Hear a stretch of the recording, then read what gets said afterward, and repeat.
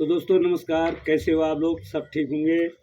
तो चलते चलते आज वीडियो के माध्यम से मैं आपको दिखा रहा हूँ कि मनुष्य का जीवन क्या होता है। तो यहाँ पर ये बेटा मिला मेरे को। तो ये बेटा रात भर सर्दी हो ठंडी हो, ये मानसिक रूप से सही नहीं है, तो केवल घूमते रहता है रात भर जंगलों में। तो जिसका कोई नहीं होता उसका रक्षक ऊपर वाला होता है। तो कोविड भी आया, कोरोना भी आया, तो ऐसे व्यक्ति को कुछ नहीं हुआ। तो रात भर यहाँ पर तेंदुआ बाघ काफ़ी मात्रा में पाया जाता है। तो ये बेटा यहाँ का नहीं है, बहुत दूर का है। कहाँ के हो तुम? कहाँ के हो? घर कहाँ है आपका? घर कहाँ है आपका?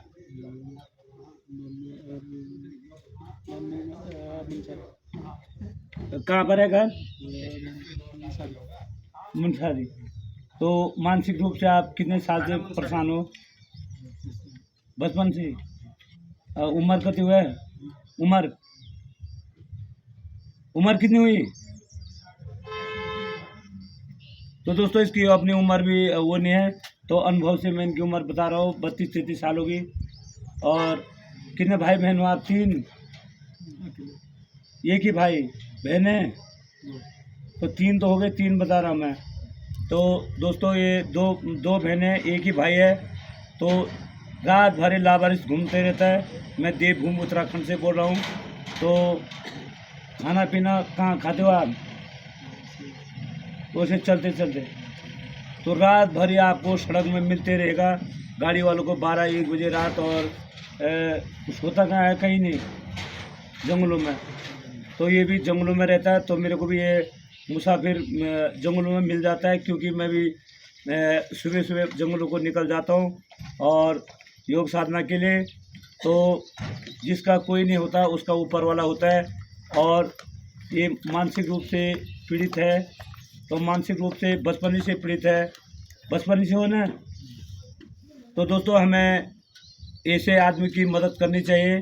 और ये बेचारा जो है ना किसी से भीख मांगता है ना कुछ मांगता है, और चलते रहता है, और माँ बाप का इकलौता संतान है।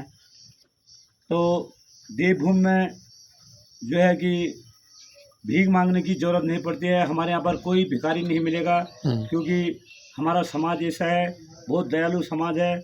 यहाँ पर हर किसी आदमी को खाना पीना रोटी कपड़ा इत्यादि लोग दे देते हैं। बड़ा दयालु आदमी है हमारे इधर।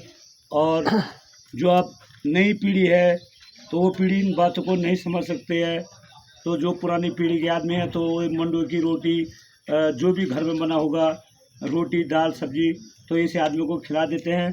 तो यहाँ पर हमें इनकी मदद ज़रूर करनी चाहिए।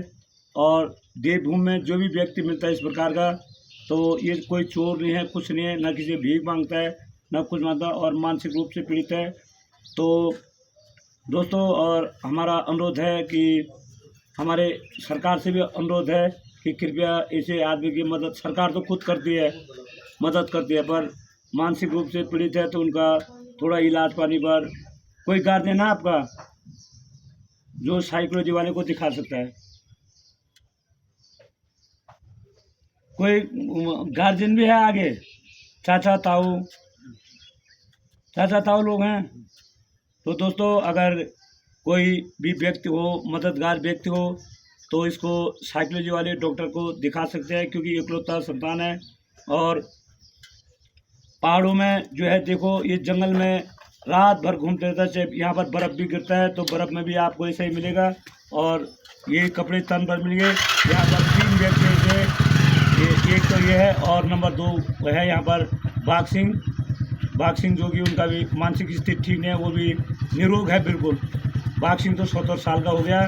और दूसरा है बेर सिंह, कुंदन, और तीसरा है कुंदन सिंह। और कुंदन का थोड़ा आर्थिक सहायता भी, कुंदन को तो परिवार भी है, पर बाघ सिंह और इसका यहाँ पर कोई नहीं है। तो धन्य हो ऐसे लोगों को। जिस मार्केट में रहता है तो इस मार्केट के आदमी बहुत दयालु हैं और खाना पीना दे देते हैं। और ये घूमते रहता है, यहाँ से लेकर बुमदार से लेकर नागचूला खाल। और यहाँ पर प्रत्येक आदमी दयालु है, तो कोटि कोटि प्रणाम ऐसे आदमी को। और शिव महाकाल पहाड़ी चैनल में आपका स्वागत है और मदद के लिए अपना हाथ जरूर आगे बढ़ाए। धन्यवाद।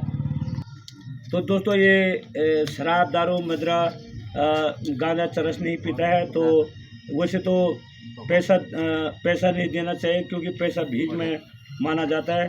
पर यहाँ पर मैं भी अपने जो मेरे से हो सकता है तो मैं 50 रुपये दिन का भोजन के लिए इनको दे रहा हूँ।